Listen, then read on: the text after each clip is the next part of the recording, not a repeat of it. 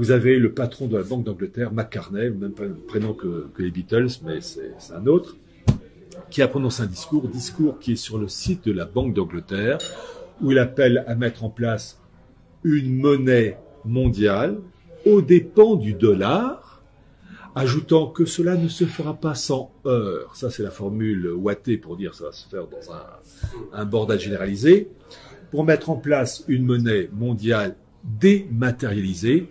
Et maintenant, je vous donne l'expression exacte qu'il utilise. Une monnaie synthétique, hégémonique. Dans notre Zoom, à mes côtés aujourd'hui, Pierre Hilard. Bonjour Pierre Hilard. Bonjour. Le nouvel ordre mondial, c'est un concept qui consiste à unifier la planète en fonction d'un régime politique unique, avec un système collectiviste et une humanité déracinée, et une spiritualité unique pour régenter le genre humain. Alors l'expression nouvel ordre mondial qu'utilise H.G. Wells dans son livre de 1940, c'est vraiment le titre d'origine, New World Order, qu'il utilisait déjà en 1914 dans un ouvrage intitulé La destruction libératrice. En 1914, donc, il explique qu'il y a une guerre terrible qui ravage l'humanité et les survivants décident, les États décident de mettre leurs forces en commun pour mettre en place la République universelle, la République mondiale. Et donc c'est là où se mettent en place à la fois une monnaie unique, une République unifiée et un nouvel ordre mondial. Ces trois éléments. Il explique que pour parfaire cette unité mondiale, il faut s'entendre avec le monde russe. Et le monde russe, c'est le monde soviétique.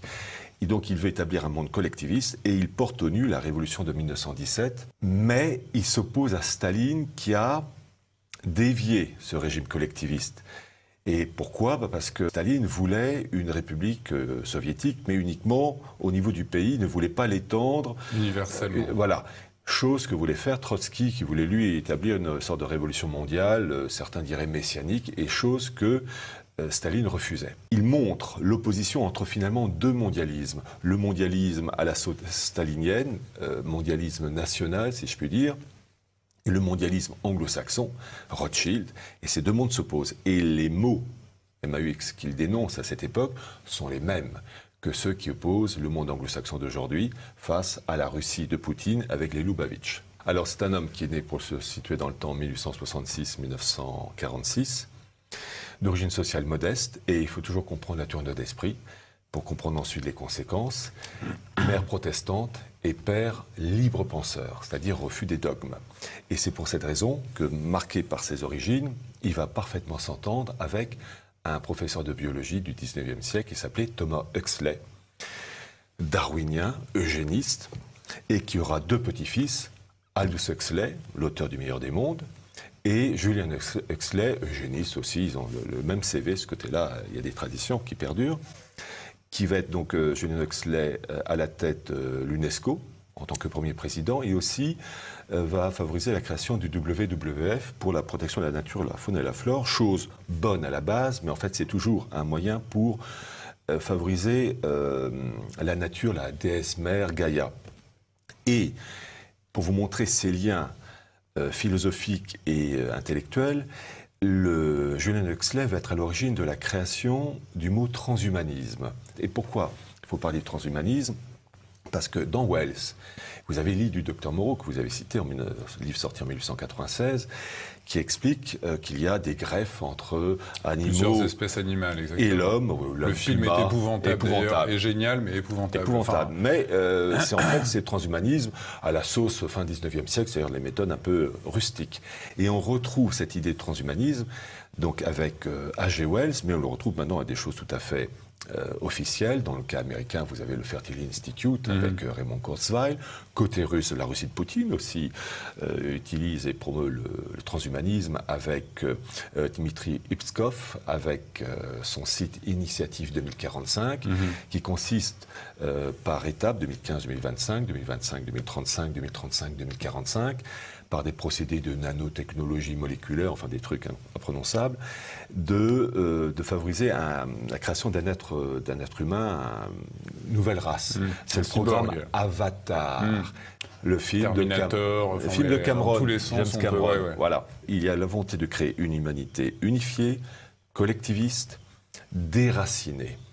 Et il a cette phrase terrible que je vais citer parce qu'elle est extrêmement moderne, où il dit ceci, je le cite, « Nous pouvons anticiper une rapide transformation de la face du monde au fur et à mesure que sa population est distribuée et redistribuée selon les aléas des besoins changeants de la production économique. » Et donc, humanité déracinée, ça favorise l'immigration, ça favorise... Il faut d'abord détruire la famille, il faut détruire l'enracinement. Et H.G. Wells n'est que le énième maillon, c'est ce que je raconte dans la préface, d'une longue tradition. Il faut d'abord savoir qu'H.G. Wells est un admirateur de la République de Platon. Entité unifiée, collectiviste, la famille n'existe pas, les enfants appartiennent à tout le monde. Il y a reproduction des meilleurs, reproducteurs hommes-femmes pour l'eugénisme. Bon. Et on retrouve cette même histoire dans... Alors, le catholicisme, évidemment, va bloquer cet esprit-là païen, et on va retrouver une remontée en puissance de ces idéaux, mais malfaisants, à partir de la Renaissance. Et le premier à lancer ce modèle de H.G. Wells avant l'heure, c'est l'Utopia de Thomas More. Et l'Utopia, c'est quoi? Un monde collectiviste, eugéniste, et tous les gens doivent déménager tous les 10 ans pour ne pas s'enraciner.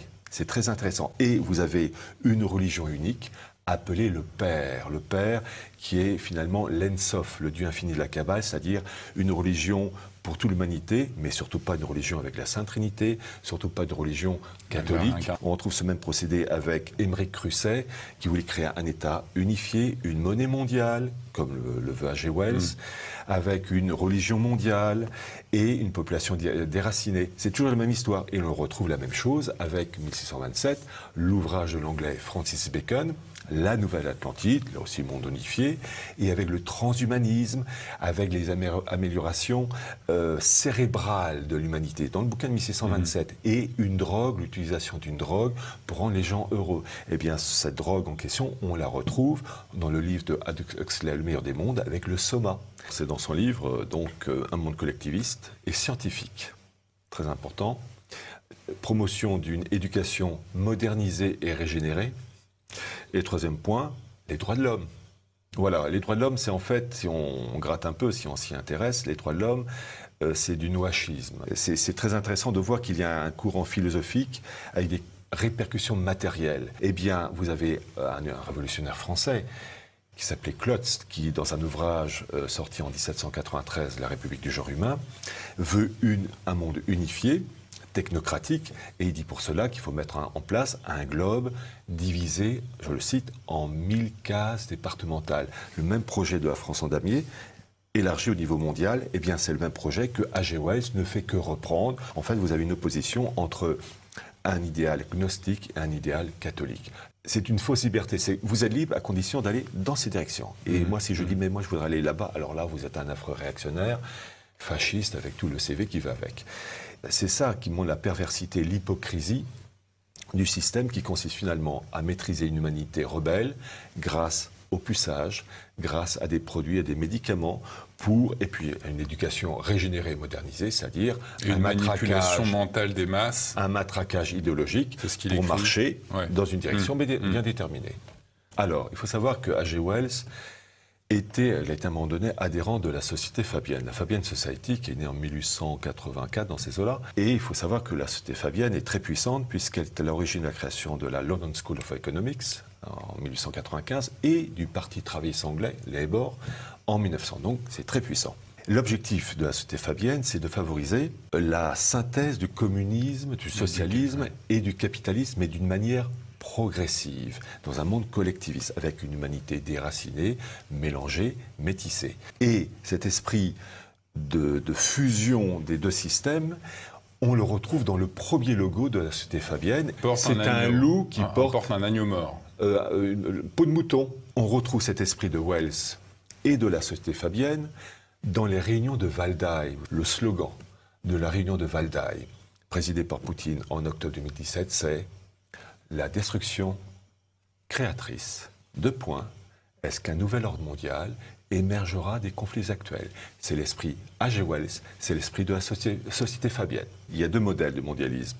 Il y a le mondialisme anglo-saxon à la Rothschild, pour faire court. Je rappelle que Rothschild, c'est quand même la revue The Economist, petit détail. Ils veulent le monde anglo-saxon maître de toutes choses et les miettes pour les autres organisations mondiales. Le monde de Poutine avec le monde Lubavitch, qui derrière lui, ce monde-là veut une répartition équitable des intérêts de chacun. En plus de ces oppositions d'ordre politique, stratégique, financière, matérielle, qu'il faut évidemment connaître, il y a aussi une opposition d'ordre spirituel. Dans le clan anglo-saxon Rothschild, c'est une vision du mondialisme. On veut y aller tout de suite. Dans le clan Lubavitch, c'est le clan des Hassidim. Et là, je reprends les travaux du spécialiste israélien, Gershom Scholem, qui part du messianisme des Lubavitch, donc ce clan qui soutient Poutine, où le messianisme, c'est une neutralisation du messianisme. C'est-à-dire que le messianisme, oui, mais pas tout de suite. En fait, d'une certaine manière, le clan Lubavitch, c'est le clan de la société fabienne. C'est-à-dire y aller comme la tortue, progressivement, alors que le clan Rothschild anglo-saxon, c'est plus rapide, beaucoup plus rapide. Tous ces éléments matériels et spirituels se heurtent. Il cite 4 religions, l'islam, le judaïsme, le fondamentalisme américain, voilà, ouais, et le catholicisme. Mais il les condamne. Et il s'arrête à ce niveau-là pour 3 religions. Mais il en reprend une, le catholicisme, qui condamne sur plusieurs paragraphes dans 3 chapitres. Pourquoi? Parce que dans l'esprit de Wells et de ses amis, l'homme est le centre de toute chose, sa propre loi, sa propre référence, etc. Alors que dans le catholicisme, l'homme ne peut s'élever que par la grâce. On voit toujours un modèle de cité anticatholique. Rejet de l'incarnation, rejet de la Sainte Trinité, et ensuite qui se répercute dans la construction d'un monde purement matérialiste, technocratique. Donc en fait, c'est l'opposition de 2 mondes. Donc c'est ça qui est très intéressant de voir que H.G. Wells a compris que dans l'établissement du nouvel ordre mondial, il n'y a qu'une seule religion qui bloque, c'est le catholicisme, et c'est ça qu'il faut détruire. Les autres religions, ils s'en moquent. Oui, moi, je suis contre, mais... Donc on voit quel est l'ennemi principal, ouais.